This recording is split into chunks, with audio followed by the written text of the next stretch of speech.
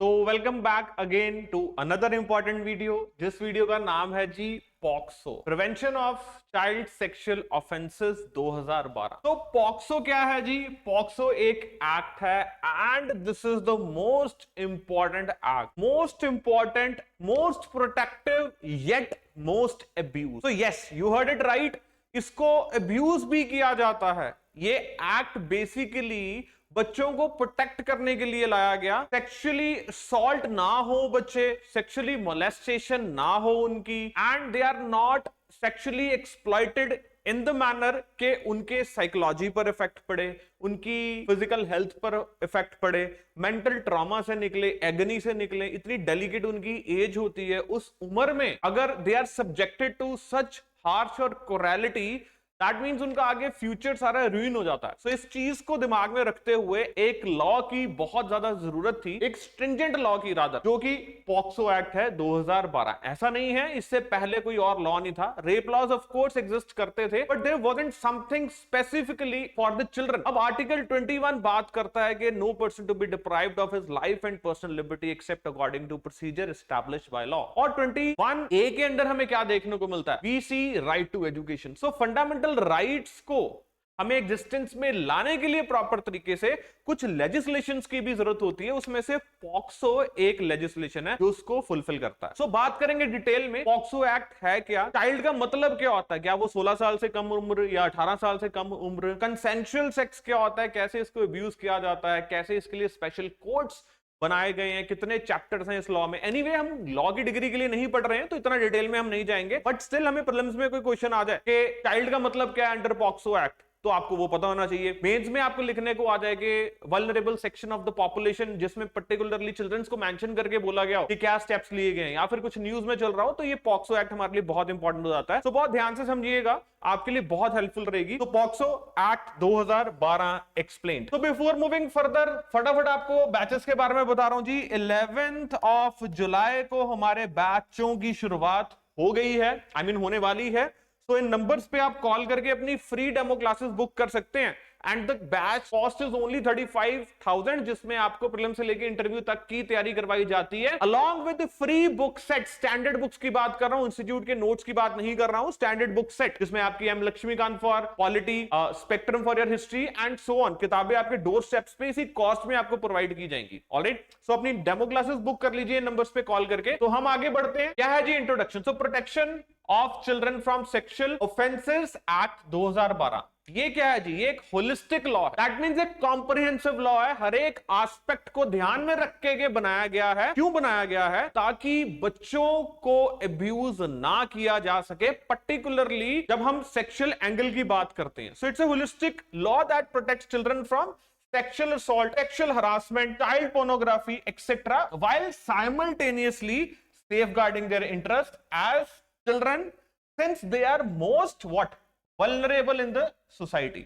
तो जैसे women vulnerable है, old age vulnerable है, चिल्ड्रन भी वल्नरेबल है। और आपके सिलेबस में vulnerable section of the population के लिए क्या स्टेप्स लेने चाहिए, कैसी गवर्नेंस होनी चाहिए, उसके रिगार्डिंग एक टॉपिक भी है। So you should know this, कैसे आप लिंकेजेस ड्रॉ कर सकते हैं while you are preparing for your exam, क्योंकि एग्जाम में बहुत टाइम निकल जाता है एक स्ट्रेटजी बनाते हुए और बच्चों को समझ नहीं आता। इस एग्जाम को क्रैक करना मुश्किल नहीं है, इस एग्जाम को टैकल करना मुश्किल है। सो इस चीज को समझिए, आपको टैकल करवाने के लिए इस एग्जाम को वी आर देयर यूट्यूब पे live free of cost strategies share करते हैं, लेक्चर शेयर करते हैं। आपसे सिर्फ एक्सपेक्ट करते हैं कि आप सिर्फ लाइक कर दिया करो उसको और शेयर कर दिया करो, बस यही गुरु दक्षिणा होती है जो आपको देनी होती है। एनीवे, आप वो भी नहीं देते हैं, बट स्टिल हम भी डीट हैं और लगे रहते हैं। तो the act criminalises harsh offences against children and aims to create a child friendly atmosphere. So aim क्या है जी?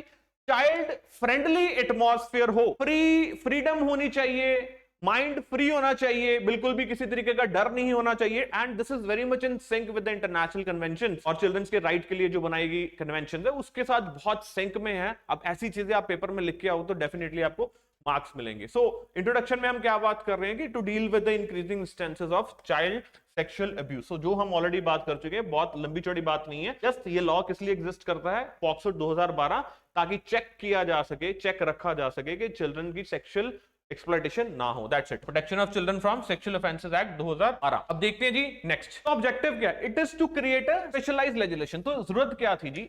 रेप लॉज थे, ऐसा नहीं है कि 376 नहीं था, 375 नहीं था, बट एक स्पेशलाइज्ड लेजिस्लेशन हमें लाने की आवश्यकता पड़ी जो कि स्पेसिफिकली माइनर्स की बात करे, जिनकी उम्र 18 साल से कम है उनकी बात करे, क्योंकि 18 साल से कम बच्चे के साथ जब ऐसी घटनाएं होती हैं उनको ना सिर्फ फिजिकली एक्सप्लॉइट किया जाता है, बट उसके बाद एक बहुत बड़ा घाव, गहरा घाव रादर आई वुड से, जो उनके दिमाग में इनग्रेन हो जाता है, इसको भूलना बहुत मुश्किल हो जाता है। सो किसी बच्चे की ऐसे लाइफ एक्सप्लॉइट कर देना, खत्म कर देना, एक बहुत बड़ा सोसाइटी भी उस चीज को एक धब्बा मान के चलती है, उसको उतना एक्सेप्ट नहीं करती है। सो दैट्स व्हाट ये लॉ एम्फसाइज कर रहा है कि एक स्पेशलाइज्ड लेजिस्लेशन लाई जाए to uphold the rights of the children under an expensive reading of article 21, so जिसके बारे में मैंने शुरुआत में बात की, and also to fulfil India's obligation as a signatory to the United Nations convention on the rights of the child. तो India की obligation as a signatory to the UNCRC, United Nations Convention on the Rights of the Children. Now this is important for your exam, so रट लो, POCSO की बात है, children की बात है, education की बात है, तो आपने ये यूनाइटेड नेशंस कन्वेंशन लिख देनी है। अब यही स्ट्रेटेजी होती है, आपके नोट्स हैं, वल्नरेबल सेक्शन में चाइल्ड लिखा हुआ, आपने चिल्ड्रन लिखा, उसके नीचे ये कन्वेंशन लिख दी। व्हेन इसके रिगार्डिंग कोई क्वेश्चन आए, प्रीवियस ईयर देखो कुछ आए हुए हैं, गुड, उसको उठाओ, उसमें ये चीज डालो, लिखो, तो ही तो मार्क्स मिलेंगे। नॉर्मल आंसर लिख के आओगे तो वो तो सारे लिख के आ रहे हैं, कि आपको लग रहा है टॉप कर जाओगे या क्लियर कर जाओगे, नो। इन चीजों को समझो, इसकी ग्रेविटी को समझो। अब act has 46 sections, POCSO act की बात हो रही है, उसके 46 सेक्शंस हैं which are divided further into 9 chapters. Anyway हमें 46 सेक्शन याद करने की जरूरत नहीं है, 9 चैप्टर्स भी याद करने की जरूरत नहीं है, लेकिन फिर भी हम बेसिकली देख लेते हैं क्या है। जैसे चैप्टर 1 प्रिलिमिनरी बोलता है, प्रिलिमिनरी क्या बात कर रहा है, जो पॉक्सो एक्ट है, it is a comprehensive legislation और act defines the child as a person below 18 years. तो 18 साल से कम को हम क्या बोलेंगे कि ये चाइल्ड है, और उसके साथ अगर सेक्सुअल ऑफेंस कमिट हो रहा है तो पॉक्सो का चार्ज लगेगा जिसने कमिट किया होता है। एनीवे इसमें बेल लेना बहुत मुश्किल है, सेशन कोर्ट से तो यकीनन बेल नहीं मिलती है, बहुत रेयर केसेस में हो गया कि अगर कभी कोई बेल मिल जाए। Even high courts are so strict, वो भी बेल नहीं देते हैं पॉक्सो एक्ट में अनलेस एंड अनटिल कोई बहुत डिफरेंट सर्कमस्टांसेस ना हो या प्राइमा फेशिया प्रॉपर तरीके से लग रहा हो कि झूठा केस है, अदरवाइज इसमें बेल नहीं मिलती है, इतना स्ट्रिंजेंट लॉ है। एंड ऑफ कोर्स इसको अब्यूज भी फिर किया जाता है, जो आगे भी हम देखेंगे। अब चैप्टर 2 देखते हैं, sexual offenses against the children. This chapter covers all possible offenses that can be committed against a child. So anyway मैं आपको स्ट्रेस करने को नहीं बोल रहा इसके ऊपर, चैप्टर 1 चैप्टर 2 क्या है, बस ये याद रखिए 18 साल से कम उम्र और सेक्सुअल ऑफेंसेस सारे कवर किए जा रहे हैं। जैसे पेनिट्रेटिव सेक्सुअल असॉल्ट, मतलब प्रॉपर तरीके से सेक्सुअल ऑफेंसेस की बात की जा रही है, aggravated penetrative sexual assault and punishment, sexual assault, sexual harassment and then punishment and so on. उसके अलावा chapter 3 using a child for pornography, so porn videos के लिए चाइल्ड को यूज करना, चाइल्ड पॉर्न जिसको बोलते हैं, जो कंप्लीटली बैन भी किया गया है इंडिया में, उसके रिगार्डिंग यहां बात करी है। So people are crazy, they are trading children for this particular purpose. तो ट्रैफिकिंग ऑफ ह्यूमन बीइंग भी तो बैन की गई है, और ये हमारा फंडामेंटल राइट है to have a dignified life. तो ये चीजों को समझने की जरूरत है। बात गौरतलब ये है कि हम इस सेशन में इसकी बातें क्यों हो रही हैं, रादर स्कूल में ही बच्चों की कंडीशनिंग होनी चाहिए, मैं तो कहूंगा इवन घर पर होनी चाहिए। ये सारी चीजें बच्चों को गाइड करने की बहुत ज्यादा जरूरत है एक रिस्पॉन्सिबल मैनर में, क्योंकि जितनी ये हेल्प करती है उतनी ये अगेंस्ट भी हो जाती है जब ये अब्यूज होना शुरू हो जाए। जैसे डॉरी लॉज हैं, कितना अब्यूज किया जाता है, एंड देन उसके अलावा सच टाइप ऑफ लॉस ये भी अब्यूज किए जाते हैं। तो इसमें कोई डिनायल नहीं है, जो क्रिटिसिज्म में हम देखेंगे भी। Abetment and attempt to commit an offence, chapter 5 procedure for reporting a case. अच्छा देखो कैसे रिपोर्ट करना है केस को, स्टेटमेंट कैसे चाइल्ड की रिकॉर्ड करनी है, कितने स्पेशल कोर्ट होंगे और कैसे स्पेशल कोर्ट्स जो कॉन्स्टिट्यूट किएंगे काम करेंगे। फास्ट ट्रैक कोर्ट्स होते हैं, फटाफट इस पे जजमेंट्स आती हैं, ऐसा नहीं है डिले हो रहा है 5 साल 10 15 साल का, नो। फास्ट ट्रैक कोर्ट्स हैं, justice delayed is justice denied को ध्यान में रखते हुए यहां पर डिले जस्टिस में बिल्कुल नहीं किया जाता है, इमीडिएटली उस पर काम किया जाता है, इमीडिएटली जजमेंट सुनाई जाती है, सेशन ट्रायल होता है। एंड एनीवेज उसके अलावा एक चीज और मैं आपको बताना चाहूंगा कि सेक्शन 22 क्या बात कर रहा है, it is making a crime. किस चीज को क्राइम बना रहा है कि अगर आप गलत स्टेटमेंट देते हैं, तो अगर आप फॉल्स कंप्लेंट दे रहे हैं या फिर फॉल्स इंफॉर्मेशन प्रोवाइड कर रहे हैं, तो सेक्शन 22 के तहत क्या है जी, आपके ऊपर केस फाइल हो सकता है। Alright, so this is something जो अप्रिशिएट करने लायक है। We are there for what, के हम नहीं चाहते हैं सोसाइटी में बच्चों को सेक्सुअली एक्सप्लॉइट किया जा सके, उनकी प्रोटेक्शन के लिए वल्नरेबल सेक्शन है, we are there. But at the same time इस चीज को अब्यूज करने से भी हमें रोकना है, क्योंकि जस्टिस तो इक्वली सभी को मिलना चाहिए ना, नॉट सिर्फ पर्टिकुलर कैटेगरी को। तो ये मैं आपको समझाने की कोशिश कर रहा हूं कि आपका आंसर भी एक बहुत बैलेंस होना चाहिए। इमोशनल टिल्ट आंसर में नहीं चाहिए, उसकी जगह ही नहीं है, इतनी सी जगह होती है उसमें इमोशनल टिल्ट डाल के अपने आंसर को खराब मत कीजिएगा। Very well balance, very well articulated, proper तरीके से होलिस्टिक व्यू में कॉम्प्रिहेंसिवली सारी चीजों को आपने कवर करके लिखना है, ताकि पता लगे पढ़ने वाले को भी कि हाँ बच्चे ने आंसर लिखा है। So provision and powers for the special code, special codes की क्या पावर है, chapter 9 talks about the miscellaneous. तो क्रिटिसिज्म की हम बात करें तो इसमें बहुत सारे लूप होल्स हैं, जैसे कि एज के रिलेटेड लूप होल कि उसकी एज 18 साल की कब हुई कब नहीं हुई। अगर तो फॉल्स केस है तो 18 साल से कम शो करने की कोशिश की जाती है, अगर फॉल्स केस नहीं है तब भी लाइक 18 साल से लेट से किसी के ऊपर केस हो गया, वो ट्राई करने की कोशिश करेगा कि नहीं 18 साल से उम्र क्या है इसकी ज्यादा है, ये माइनर नहीं था जब ये एक्ट हुआ। फिर कंसेंशुअल सेक्स, अब 18-17 साल का लड़का और लड़की हैं, let say girl is of 17 years age, she is just like an adult, या फिर एक महीना पहले 18 साल के अभी होना था, देन ऑल्सो पॉक्सो उन पे लग जाता। और सेक्स जो था वो कंसेंशुअल था, इट वाजंट फोर्सफुल सेक्स, लेकिन बाद में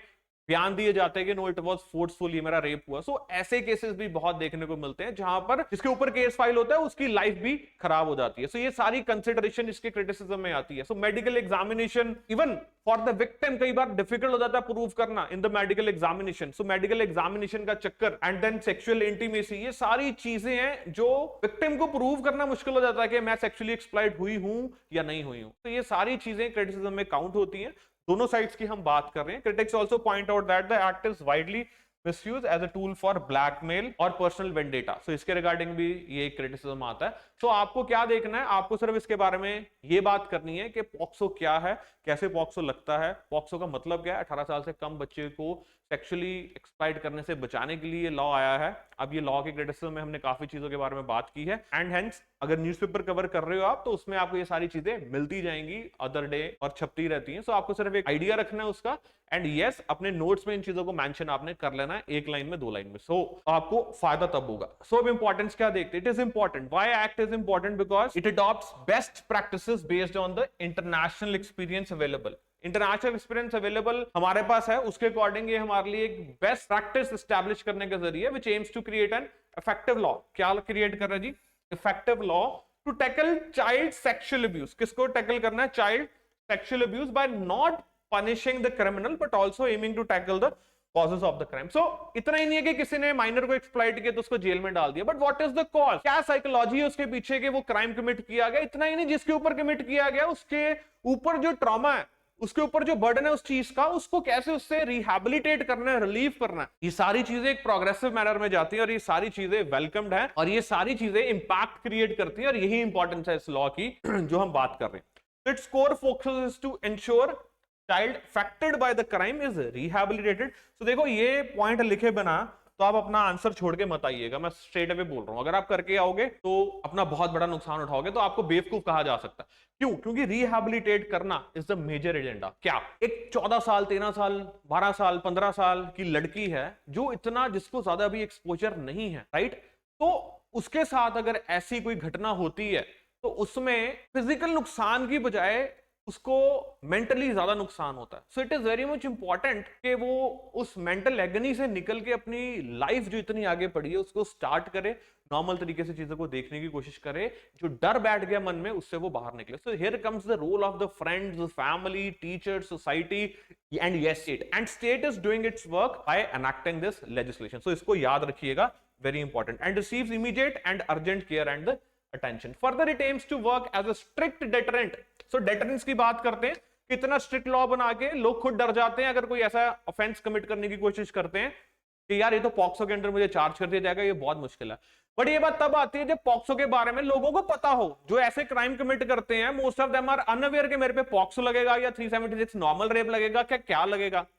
तो इस चीज के ऊपर भी हमें ब्रेनस्टॉर्म करने की जरूरत है, इस चीज के ऊपर भी डिस्कोर्सेस की जरूरत है कि क्या सोसाइटी में इतनी अवेयरनेस है। लॉस तो पार्लियामेंट से बनकर आ जाते हैं, बट कितनी की अवेयरनेस है लोगों को उसके रिगार्डिंग, वहां पर हमें वर्क करने की जरूरत है। Act is unique in that it tries to spread awareness about its existence to combat the child abuse. तो आप देखोगे पुलिस स्टेशन के बाहर कई बार पॉक्सो के बारे में लिखा होता है, अदरवाइज भी आपको पॉक्सो के बारे में पता लगता रहेगा। बट एनीवे, मेरी वीडियो देखने से पहले तक आप में से भी कईयों को पॉक्सो के बारे में नहीं पता होगा, एंड आई एम अज्यूमिंग आप एडल्ट हो, 18 से प्लस हो, तो you can very well imagine कि सोसाइटी कितनी इग्नोरेंट है। तो कंक्लूजन में वेलकम स्टेप है, वी नीड टू नो कि ये अब्यूज भी ना हो, एंड साइमल्टेनियसली एक अवेयरनेस स्प्रेड करने की बहुत ज्यादा जरूरत है। और उसके चलते जो विक्टिम है उसको रिहैबिलिटेट करना, मेंटल एगनी से निकालना और मेन स्ट्रीम में दोबारा रिकनेक्ट करना should be the priority of the state and the bureaucrats, specially the responsive one. Thank you very much guys, that was all for today's video. 5 star देके बिना मत जाइएगा ताकि ऐसे और कंटेंट आपको मिलते जाएं। See you guys, thank you very much.